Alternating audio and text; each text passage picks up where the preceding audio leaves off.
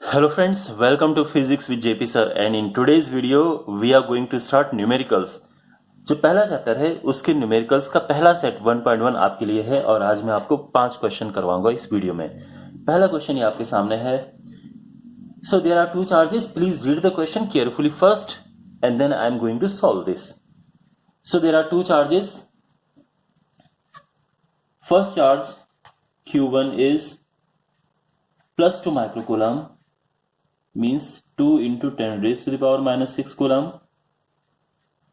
and second charge Q2 is minus 8 microcoulomb, that is minus 8 into 10 raised to the power minus 6 coulomb.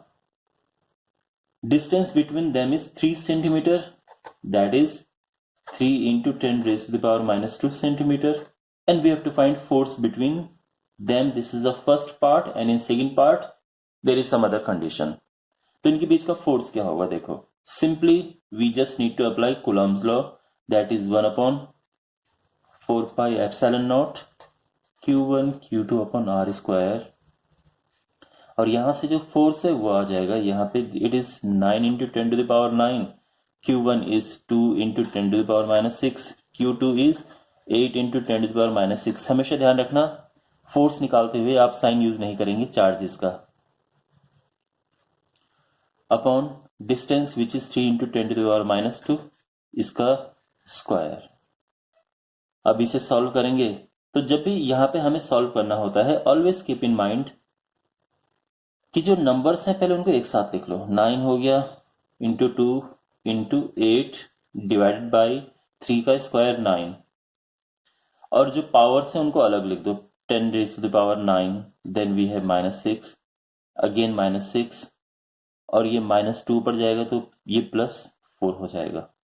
यहाँ पे 9 से 9 cancel, 8 दूने 16 into 10 raised to the power 13 में से 12 गया तो बचा 1 लिखने की जरूरत नहीं है, and this is 160 Newton. First part.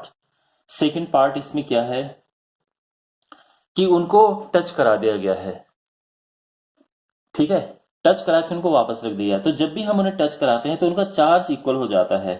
तो अब जो नया चार्ज है Q1 dash is equal to हो जाएगा Q2 dash, means new charge जो उनका है, एंड दैट इज, देखो पहले प्लस 2 माइक्रोकूलम एक में था, माइनस 8 माइक्रोकूलम दूसरे में। टोटल चार्ज इस तरह से ये डिवाइड हो जाएगा, and minus 3 microcoulomb, that is minus 3 into 10 raise to the power minus 6 coulomb. ये दोनों का चार्ज है Q1 Q2 में मिल गया है। डिस्टेंस अगेन सेम है और फोर्स हमें निकालना है। तो अब फोर्स क्या होगा, 1/4 pi epsilon not, I am just putting the values, ठीक है। Q1 Q2 अपॉन उनके बीच के जो डिस्टेंस है दैट इज 3 सेंटीमीटर, उसका square. So this is 9 into 3 3 is 9 upon 3 का square 9, 10 raise to the power 9 minus 12 plus 4, तो ये हो जाएगा 9 से 9 कट के 9 आ गया, यहाँ पे 10 आ गया, and the answer is 90 newton. और बहुत सारे केसेस में इनका रेशियो भी पूछा जाता है, तो इसको मैं F डैश लिख रहा हूं क्योंकि नया है।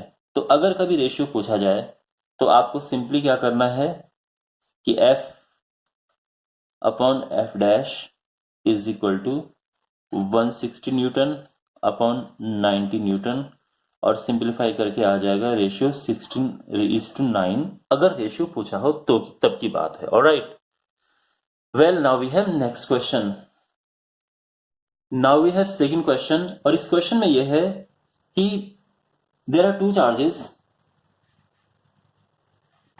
Q1 is 3 microcoulomb, so that is this, okay, positive.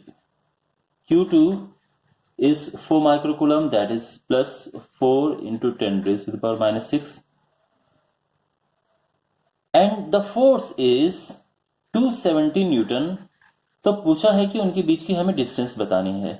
In this case we have to find distance between the charges. Now you must be aware with the formula, that is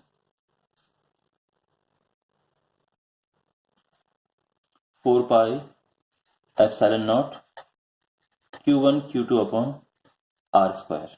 ठीक है, तो यहां पे हमें r निकालना है। So what are we gonna do, देखो r square ऊपर जाएगा और f नीचे आएगा, 1 upon 4 pi epsilon naught q1 q2 upon f। अभी तक सब स्मूथ। यहां पे वैल्यूज पुट करो, 9 into 10 to the power 9, this is 3 into 10 to the power minus 6, q2 is 4 into 10 to the power minus 6 upon f which is 270। Now we have to simplify, तो r square जो है वो आ जाएगा यहां पे cancel, so this is 30 10, तो ये हो जाएगा 4 into 10 raise to the power 9 minus ये 12 हुआ, और ये 10 ऊपर जाएगा तो माइनस 1 हो जाएगा, and we have 4 into 10 raise to the power minus 4। And अगर यहाँ पे अब r निकलेगा तो हमें इसका स्क्वायर रूट करना पड़ेगा, and we have 4 into 10 raise to the power minus 4 का square root, and that is 2 into 10 raise to the power minus 2, और ये आएगा ऑफ कोर्स मीटर में, तो हमें इसे कन्वर्ट करना होगा सेंटीमीटर में, and that is 2 centimetre simply. वैसे आप यहां पे भी छोड़ सकते हैं, but the second part of the question says कि जो इस सिस्टम को हमने ये जो पूरा सिस्टम है इसको एक डायलेक्ट्रिक में रख दिया, एक ऐसे मीडियम में रख दिया है जिसका डायलेक्ट्रिक कांस्टेंट k है, तो नया फोर्स k जो है वो है 6, हमें न्यू फोर्स बताना है। तो जो न्यू फोर्स होगा मैं उसका f डैश नाम दे रहा हूं, वो होता है my dear f upon k, और इसको आप ऐसा भी लिख सकते हैं या फिर इसमें एप्सिलॉन r भी आ सकता है, रिलेटिव परमिटिविटी, दोनों सेम चीजें होती हैं, तो आप चाहे यहां पे k लिखो या फिर एप्सिलॉन r लिखो, both are the same things, and it is 270 upon 6, और ये डिवाइड करके आ जाएगा इट इज 45 न्यूटन। तो अगर आप इस सिस्टम को एक ऐसे मटेरियल में रखते हो जिसका डायलेक्ट्रिक कांस्टेंट 6 है या फिर रिलेटिव परमिटिविटी 6 है, तो उसका फोर्स इतना हो जाएगा। Got it? New question. अब ये क्वेश्चन देखिए, इसमें कह रहा है कि जो एक इलेक्ट्रिक फील्ड है it is in upward direction. So एक electric field, this is 4 into 10 raise to the power 7 newton per coulomb, acting in upward direction, fine.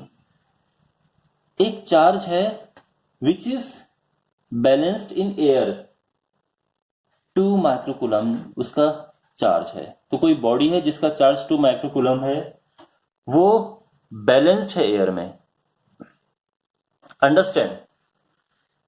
और हमें बताना है कि इसका मास क्या है। Simple question, find the mass of this body. Means ये इलेक्ट्रिक फील्ड अपवर्ड डायरेक्शन में एक्ट कर रहा है, और आप जानते हैं कि अगर कोई पॉजिटिव चार्ज आप किसी इलेक्ट्रिक फील्ड में रख दो तो फील्ड के साथ जाता है। तो यहां की डायरेक्शन में है फोर्स जो कि इलेक्ट्रोस्टैटिक फोर्स है, लेकिन क्योंकि इसका एक वेट भी नीचे की तरफ है तो ये उसको ऊपर नहीं जाने देगा, और इसका इलेक्ट्रोस्टैटिक फोर्स उसको नीचे नहीं आने दे रहा है। वो वही तभी पॉसिबल है जब ये इक्वल है। तो उस केस में Fe is equal to mg। तो यहां पे Fe होता है QE, force in terms of electric field and charge is this.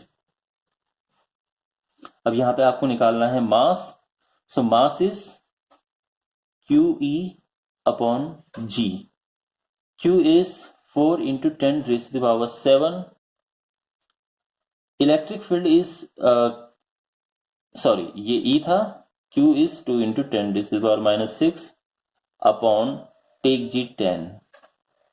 Okay, assume करो कि क्वेश्चन में दिया होगा वैसे आपको 10 मीटर पर सेकेंड स्क्वायर। तो यहां पे इसको हम सिंप्लीफाई करेंगे, and what we are gonna get, 8 into 10 raise to the power, देखो ये ऊपर जाएगा तो -7, देखो ये यहाँ पे क्या हो रहा है, 7 - 6 इज 1, यानी 10 से 10 कट जाएगा, तो बेसिकली ये खत्म हो जाएगा। Okay, just it is just 8 and see it is kilogram. Okay, तो कोई बॉडी अगर उसका वेट 8 किलोग्राम है, उसको आप इतने इलेक्ट्रिक फील्ड में रखते हो इतने चार्ज के साथ, तो बैलेंस रहेगी, वो नीचे नहीं गिरेगी। Okay, now we have next question, question number 4। ये क्वेश्चन काफी सिमिलर क्वेश्चन है, यहां पे भी एक बैलेंस्ड है, means there is a charge attached with the ceiling, और जो इसका एक बॉडी है उसका चार्ज जो सीलिंग से अटैच है वो है 2 microcoulomb. Okay, 2 microcoulomb. There is another body जो कि उसके नीचे है, और ये कितना नीचे है, दिस इज 2 सेंटीमीटर, और इस पे हमें चार्ज फाइंड करना है, और ये गिवन है कि इसका जो मास है वो 10 ग्राम है। ये अटैच्ड है तो ये तो कहीं जाने वाला नहीं है, बट दिस इज मूवेबल, ये नीचे गिर सकता है बिकॉज ऑफ ग्रेविटी, ये ऊपर जा सकता है बिकॉज ऑफ इलेक्ट्रोस्टैटिक अट्रैक्शन। तो ऊपर की तरफ जो इसमें फोर्स लग रहा है वो इलेक्ट्रोस्टैटिक फोर्स है, और नीचे की तरफ इसका खुद का वेट है। अब ये दोनों इक्वल हैं, इसी वजह से ये न ऊपर जा रहा है ना नीचे आ रहा है, तो बिकॉज वो इक्वल है तो आप लिख सकते हैं कि Fe is equal to mg। अब यहां पे फोर्स देखो, 2 पॉइंट चार्जेस अज्यूम कर लो इन्हें, तो उनके बीच का फोर्स क्या होता है, 1/4πε0 Q1 Q2 upon R square is equal to mg। Everything is cool so far? So my dear, आप यहाँ पे नोटिस करेंगे in this question and in this question there is one difference, कि यहाँ पे फोर्स हमने इस तरीके से निकाला बिकॉज ये गिवन था, और यहाँ पे हमारे पास ये चीजें अवेलेबल है तो हम फोर्स यहां से इस तरह से निकालेंगे। Okay, now we are substituting all the values. Q1 क्या है, दैट इज 2 माइक्रोकूलम। Q2 हमें निकालना है, उनके बीच का distance 2 centimetre. Mass is 10 gram, so make sure that all the units are right. Gravity is 10. अब यहां पे इस स्टेप पे हमें निकालना है Q। तो पहले तो लिखो राइट हैंड साइड, वो 10 की पावर यहां पे देखो 1 ये -3, तो ये -1 हो जाएगा, ये ऊपर जाएगा, so that's gonna be 4 into 10 raise to the power -4, और यहां से सब नीचे आएगा 9 into 10 raise to the power 9, 2 into 10 raise to the power -6। अभी तक सब स्मूथ। 2 से ये कटा, 2 बार जाएगा, तो ये तो हो रहा है 2/9 into 10 raise to the power,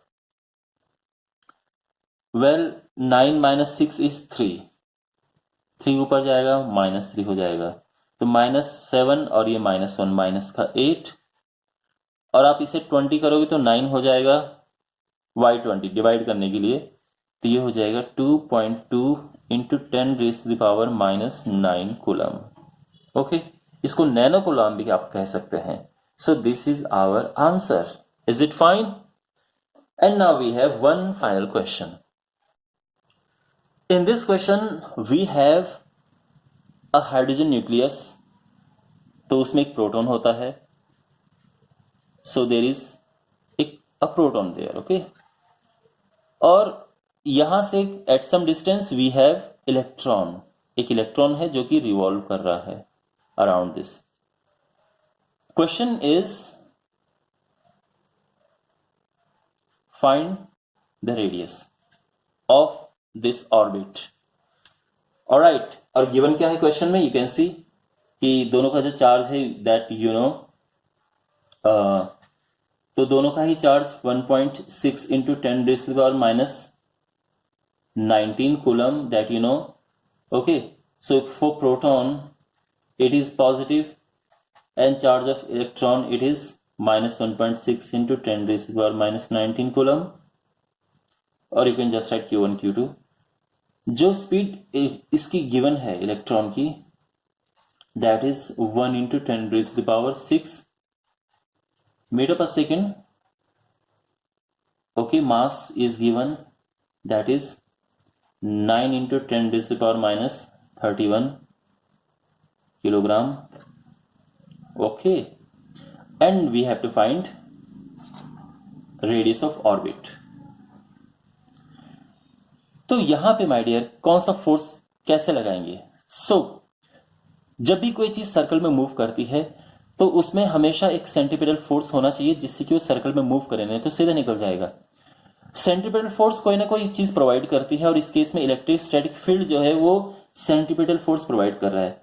तो जो सेंट्रीपिटल फोर्स है that is being provided by the electrostatic force of attraction. तो सेंट्रीपिटल फोर्स होता है mv²/r and electrostatic force of attraction is 1/4πε0 q1 q2/r²। यहां पे आप इस r से r कैंसिल कर सकते हैं तो r आ जाएगा c 1/, ठीक है, r ऊपर जाएगा 4πε0 q1 q2/mv²। So everything is fine so far. यहां पे हम वैल्यू पुट करेंगे तो ये हो गया 9 into 10 to the power 9, 1.6 into 10 to the power minus 19 into 1.6 into 10 to the power minus 19। Of course charge का साइन हम नहीं पुट करते while putting this formulas. Okay, force का जो फॉर्मूला रखते हैं। Mass is 9 into 10 to the power minus 31 and velocity is 1 into 10 to the power 6 और इसका हो जाएगा स्क्वायर। फाइन, अभी तक सब क्लियर है?